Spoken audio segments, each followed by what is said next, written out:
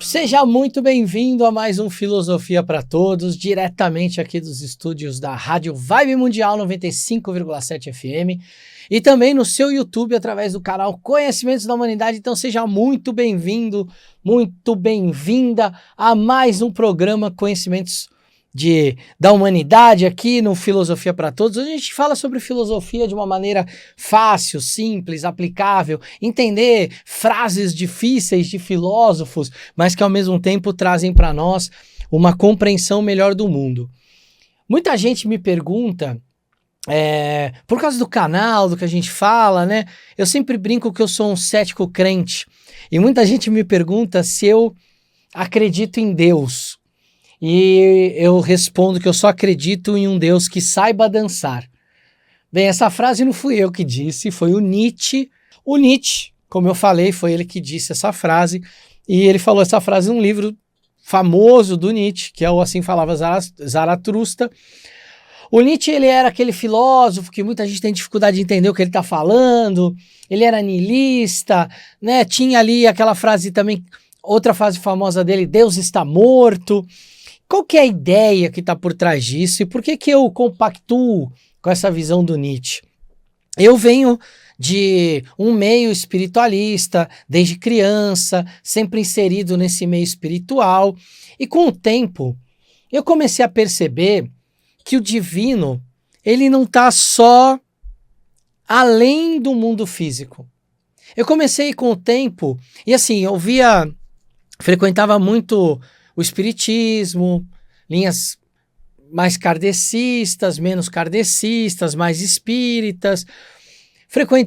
Fiz lá minha primeira comunhão na Igreja Católica. E a gente sempre vai aprendendo nesses lugares de que Deus é um cara distante. E essa ideia de ser um cara já é uma coisa de ser um homem, uma imagem talvez de um cara barbudo sentado em cima da nuvem, é uma imagem comum que a gente vê em um monte de lugar diferente. Então já começa com essa ideia de que é um cara, de que é um homem, que está distante, que ele pode ouvir suas preces e ele atende, mas ele sempre ali é sério. Você não pode blasfemar, não pode mentir, não pode brincar, não pode fazer graça, sempre uma coisa ali. E a gente, aqui no Brasil, não só no Brasil, mas no Brasil a gente carrega muito isso, dessa ideia, dessa seriedade do mundo espiritual, de mentores, de anjos, de Deus. A gente carrega isso tão sério, que aqui no canal, muitas vezes, quando a gente brinca com alguma coisa, de uma mitologia, de uma religião, tem gente que fica ofendida. E as brincadeiras não são um desmerecimento, a gente não está em nenhum momento desmerecendo nenhuma religião, afinal nosso canal fala de todas elas. A gente vive de estudar isso. Eu sou pós-graduado em Ciências da Religião, eu gosto de estudar esse tipo de coisa. Então quando a gente brinca, a gente está fazendo graça, e graça é parte da criação. A brincadeira, ela faz com que a gente possa ir além dessa seriedade de um Deus distante, de um Deus que não tem contato com o que é ser humano. O Nietzsche, quando ele traz essa ideia de que ele só acredita num Deus que saiba dançar, ele não está falando só que ele não acredita que a crença dele é num Deus que seja espontâneo, que dance, mas ele está dizendo também que a gente precisa entender que o divino se manifesta também no que é o mundo físico e denso. Quantas vezes a gente não é bombardeado por informações de que a gente tem que se desprender do material, que a gente tem que ignorar nossos sentidos, nossos desejos, como se tudo isso fosse uma coisa ruim e não fosse algo que nos tornasse humanos. Claro que quando você deixa um instinto, um desejo regular a sua vida, você acaba se tornando escravo também de um outro aspecto. Então, equilibrar esses aspectos, ele é muito importante, porque ele faz com que a gente possa viver essa vida aqui e ao mesmo tempo também aspirar por coisas maiores. O Nietzsche ele vai brincar com essa história do Deus que ele acredita que é o Deus que dança, porque ele acreditava que a gente não precisa olhar para a nossa existência só como algo que precisa ser transcendental. Algo que a gente tem que olhar sempre o sentido espiritual das coisas, quando muitas vezes através dos sentidos, dos 5 sentidos, que a gente consegue acessar a materialização da vida. Como a vida acontece? É através dos nossos sentidos que a gente consegue perceber as nossas próprias experiências. A gente consegue validar nossas experiências. Se a gente gostou, se a gente não gostou. O Nietzsche ele valorizava essa vitalidade, essa alegria, essa celebração da existência. Ele acreditava que qualquer divindade que pudesse existir, qualquer nome que você queira dar para essa divindade seria uma divindade que deveria também olhar para a manifestação e entender que a manifestação é sagrada. Ou talvez essa divindade nem precise disso, porque ela já sabe que tudo é sagrado, que toda manifestação, toda criação é sagrada. Filosoficamente falando, quando a gente entra em tradições que desprezam a vida terrena, a gente acaba caindo numa armadilha de não viver um aspecto da espiritualidade. A espiritualidade não é só quando o espírito se encontra no seu estado espiritual, mas sim quando o seu espírito existe. E ele existir num plano sutil, num plano denso, continua sendo a existência do espírito. Talvez o que a gente possa entender é que apego a determinadas coisas possa ser ruim. Tá apegado a coisas físicas porque essas coisas, elas deixam de existir. São coisas que com o tempo apodrecem, que deixam de ter uma função, ou que quando a gente morrer elas vão ficar e a gente vai embora. Então talvez esse apego não seja uma coisa boa. Mas aí o apego não tem nada a ver com a filosofia de espiritualidade. Afinal, se você é espiritualizado, você sabe que você vai desencarnar em algum momento, vai morrer em algum momento, a vida vai cessar, como a gente conhece. E se você acredita num plano pós-vida, você vai saber que seu espírito vai continuar, independente das coisas que aqui ficaram. Então, acho que talvez o apego seja muito mal compreendido, né, em várias filosofias ao redor do mundo. Mas pensar na vida e celebrar a vida na Terra é uma forma de celebrar a própria espiritualidade. O cristianismo, ele como teve uma influência filosófica muito grande no Ocidente, ele trouxe essa ideia de que a gente vive em pecado, que o plano físico aqui onde a gente está, ele é uma espécie de quase que um castigo, porque a gente está vivendo em pecado e a gente está o tempo todo trabalhando para a gente ser perdoado desses pecados, porque em algum momento nós vamos ser arrebatados para o plano divino, ou nós vamos morrer, mas até lá, nosso corpo vai ficar lá, mas quando Jesus voltar, nós sairemos incólumes dos túmulos. Então, isso tudo acabou penetrando profundamente na nossa cultura ocidental. E a gente começou a olhar para o plano físico com distanciamento. Começou a olhar para o nosso trabalho como algo que não é tão legal, porque eu não gosto, eu tenho que trabalhar porque eu preciso ganhar dinheiro, eu preciso pagar a conta, e aí o dinheiro ganha esse peso também de que, puxa, eu preciso de dinheiro para tudo, mas ao mesmo tempo se eu ganhar dinheiro demais, não vou para o céu, porque é mais fácil passar um camelo pelo buraco da agulha do que um rico entrar pelas portas do céu. E aí esse tipo de culpa com relação ao dinheiro ou com relação à vida aqui no planeta, a vida encarnado, uma vida que é feita de percepção pelos 5 sentidos, se torna uma vida ruim, se torna uma vida que gera angústia, se torna uma vida pecaminosa, uma vida que não tem sentido, quando o Nietzsche traz essa provocação de que se a divindade existe, que seja uma divindade, então, que seja divina em tudo, inclusive na chance e na oportunidade que ela nos dá de estar aqui vivendo esse mundo agora. Essa ideia do cristianismo, ela é formada dentro do seio cristão, mas ela não é exclusiva do cristianismo e ela nem nasce dentro do cristianismo. O cristianismo ele vai ser influenciado no seu início por algumas tradições que vão levar por esse caminho. Uma das tradições é a seguinte: o cristianismo, como a gente conhece, ele não é criado por Jesus, certo? Jesus vem, passa os seus ensinamentos, seus apóstolos começam a sua peregrinação por levar as palavras de Jesus adiante, mas tem um cara chamado Paulo de Tarso, que era romano, não era judeu, ou seja, ele era um gentio. Esse cara ele vai ter uma revelação, vai ter ali uma epifania, né, com Jesus, e ele vai se tornar um dos grandes divulgadores do cristianismo. Vai escrever as suas epístolas, suas cartas, e é considerado, né, como se fosse o 13º discípulo. Ele não foi discípulo direto de Jesus, mas ele teve um papel muito importante no cristianismo.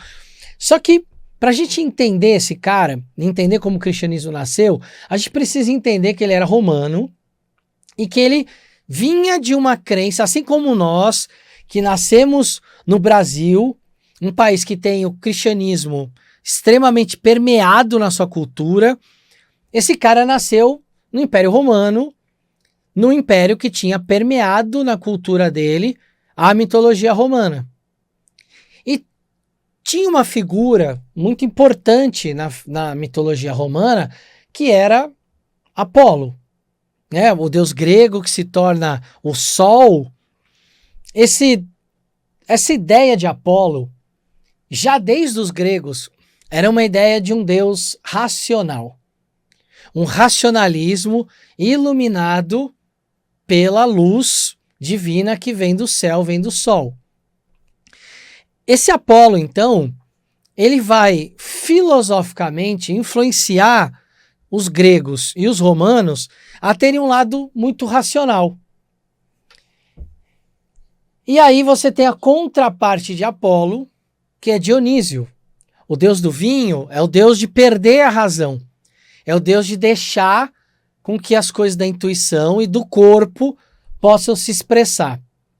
Então, dentro dessa sociedade, você tinha um deus apolíneo, Apolo, que ele era muito racional, e tinha Dionísio. O que aconteceu quando Paulo estava ali escrevendo suas cartas, suas epístolas, organizando ali textos cristãos para que futuramente virassem a Bíblia no Concílio de Nicéia? Paulo trouxe muito dessa visão de Apolo para a figura de Jesus. Então Jesus deixa de ser um pregador que dizia que todos eram filhos de Deus, para começar, na visão dele, a se tornar o Filho de Deus, o grande enviado de Deus. E, ao mesmo tempo, esse cara representava a ideia central daquela crença, daquela religião nova que estava aparecendo. Uma ideia de que, se ele era o ser central, ele é alguém que representa o Sol dentro daquela constelação toda, daquele sistema que estava se formando religioso. E aí ele vai emprestar características apolíneas para Jesus. Jesus, então, vai herdar essa imagem com um sol em volta dele, ou o coração pegando fogo, né? Outro símbolo dessa aproximação solar. Ele vai ganhar muito. E quando ele ganha essa roupa apolínea, desse deus solar, desse deus centro da mitologia ali da época, e aí vamos diferenciar, né? Júpiter era o pai do panteão e tudo, mas existia um culto ao deus Sol, que era muito conhecido na Roma Antiga, inclusive que deu origem ao Sol Invictus, que é o que depois vai dar origem, junto com a Saturnália, vai dar origem ao Natal, vai dar origem a uma série de rituais que a igreja pegou para ela também. Esse Deus solar, então, faz com que o cristianismo se torne uma filosofia mais solar, mais apolínea, e menos dionísica, menos bacante, né, de Baco, Dionísio, Baco. E aí isso vai se perdendo com o tempo. Porque antes disso, as manifestações religiosas como a gente está falando da maioria de lugares que eram politeístas, as manifestações religiosas, elas eram plurais. Então você tinha rituais extremamente cerimoniais, sérios, para deuses como Apolo, Zeus, mas você tinha rituais extremamente voltados à dança, ao corpo, à poesia, como por exemplo os rituais de Baco e Dionísio. Como rituais para Afrodite, como rituais para Vesta. Então a gente tem alguns rituais que eles eram feitos de dança. Não à toa que a gente tem o carnaval, que é uma descendência dessas festas romanas ali, que a gente tinha esse momento de deixar o corpo aproveitar. Quando a religião ela começa a eliminar a dança, a expressão corporal, a poesia, o sentir, a intuição, a conexão mística através do seu estado alterado de consciência, e passa a ser uma religião em que você vai num templo, ouve o ritual, não participa dele, vai embora para casa. Quando tem essa quebra, essa mudança, esse Deus, ele se desconecta da sua criação. Ele se torna um Deus que está morto, porque ele não está mais conectado com a própria criação dele. Por isso que o Nietzsche diz que um dos motivos dele dizer que Deus está morto é porque ele está completamente fora da criação. E aí ele fala, eu só acredito num Deus que saiba dançar, ou seja, um Deus que está dentro da criação. Um Deus que continua dentro da criação, que faz parte da criação e que sabe que a dança, que a poesia, que o estado alterado de consciência são divinos também. Numa festa de Dionísio, ninguém bebia a ponto de ficar bêbado, de ficar caído no chão. As pessoas sabiam, elas tinham controle para isso, né? A gente já contou até aqui no canal uma história curiosa, que nessas festas eles tinham um copo, e que esse copo tinha desenhos dentro do copo. E que, em geral, esses desenhos, eles iam dando o tom de quando você estava ali no nível XYZ. E quando você acabava o vinho, no fundo do copo tinha a medusa. Ou seja, era o último aviso para você parar, porque a medusa te petrificava, te mantinha parado. Então, os gregos, os romanos, eles não eram muito adeptos de beber para ficar bêbado. Eles eram adeptos de beber alguma coisa para entrar em estado alterado de consciência, ou seja, quebrar um pouco aquele mental racional, lógico. Eles queriam ir além disso. Eles queriam que o corpo pudesse se expressar de uma maneira mais natural. Mas a bebedeira exagerada era vista com maus olhos, porque aí você se entregava demais para o outro lado, perdia completamente a razão, perdia o controle sobre o que você estava fazendo e muitas vezes nem lembrava o que você estava fazendo. Então tinha um entendimento, e até nos grandes rituais de Dionísio, que o vinho era servido à vontade, as pessoas tinham essa noção de que, olha, eu vou beber, mas eu vou beber dentro de um entendimento aqui do que é o que vai me deixar alegre, eufórico, brincalhão, feliz. E aí esse tipo de felicidade que habita o ser, ele era muito sagrado. Ele é tão sagrado que ele nem foi tirado da liturgia cristã. A ideia da gente partilhar o pão, partilhar o vinho, por que Jesus não escolheu suco de uva? Que não tem álcool, seria mais politicamente correto. Por quê? Porque o vinho trazia essa alegria, junto com a divisão do pão. Então, beber vinho junto, dividir o pão, era uma forma de sociabilização, era uma forma de dividir o sagrado, de compartilhar através da ingestão dos alimentos, de um estado alterado de consciência, de uma euforia, de uma alegria, de trazer o Espírito Santo, de trazer a manifestação do divino para aquele local, para aquele ritual. Hoje, na Igreja Católica, só o padre vai lá, consagra, toma um gole. Existem algumas missas cristãs, que não são católicas, que são em que você pode beber o vinho também, além de comungar com a hóstia. Isso tem mais a ver com os rituais antigos, tradicionais, que eram rituais que estavam associados a essa alegria, a alegria de estar num ritual espiritual, a alegria de estar ali, a alegria de dançar. Tem um filme antigo que ele ganhou um reboot, que é o Footloose, com o Kevin Bacon. E a história do filme é de que o Kevin Bacon, ele é um cara que morava numa cidade e ele muda para essa cidade pequena e lá é proibido fazer baile na cidade. Porque há muitos anos atrás teve um acidente de carro e morreram alguns jovens por causa do baile, enfim.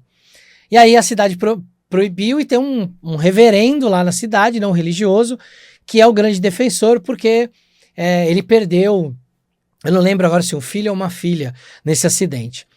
E aí o personagem do Kevin Bacon começa uma cruzada ali para ter um baile na cidade e ele consegue até marcar uma reunião na Câmara onde o reverendo tá lá dizendo que aquilo não pode, que aquilo também Deus não gosta. E aí ele traz várias passagens bíblicas mostrando, por exemplo, o rei Davi dançando para louvar a Deus.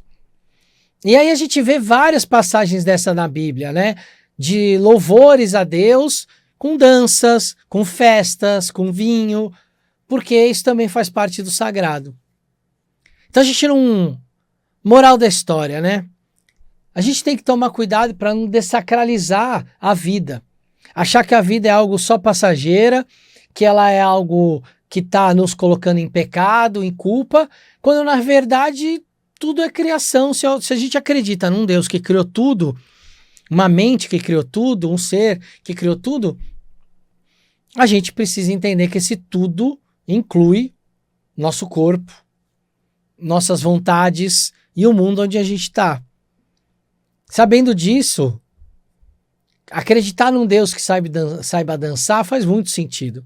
Porque é acreditar que tudo que a gente manifesta aqui nessa criação divina, nesse lugar, é divino e é igual ao que criou esse lugar. Viver a vida aqui é viver o divino na sua potencialidade. Era isso que eu queria falar hoje. Dancem mais, divirtam-se mais, olhem para a vida de uma maneira mais alegre, de uma maneira que, por mais que não seja fácil, por mais que ela tenha os problemas dela, ela traz para nós a oportunidade de amar, de ser amado e de poder celebrar esse amor e essa existência aqui nesse local que a gente pode chamar por enquanto de casa. Um beijo no coração de vocês e a gente se vê semana que vem de novo aqui, Filosofia para Todos, sempre às sextas-feiras, 18h30. Até lá.